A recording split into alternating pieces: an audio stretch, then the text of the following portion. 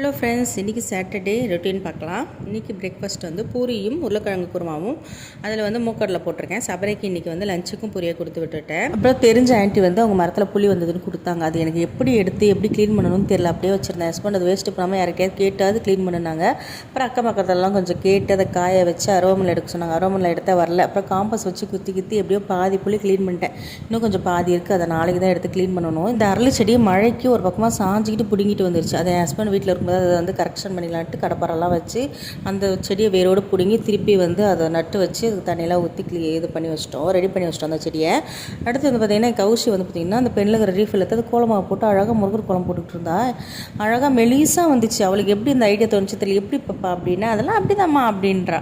அப்புறம் வந்து லஞ்ச் இன்றைக்கி செய்யலையா, இன்றைக்கி நைட்டு தான் செஞ்சோம். ஒரு 7 o'clock மேலே தான் சாப்பிட்டோமே. நாங்கள் வெந்தய குழம்பு, பிற்கங்காய் பொரியல், மாம்பழம், அப்பளம் வச்சு சாப்பிட்டோம். மதியம் லஞ்சு செய்யலாம். அந்த பூரியிலே போயிடுச்சுங்க. நல்ல வீடியோவில் பார்க்கலாம். பாய்.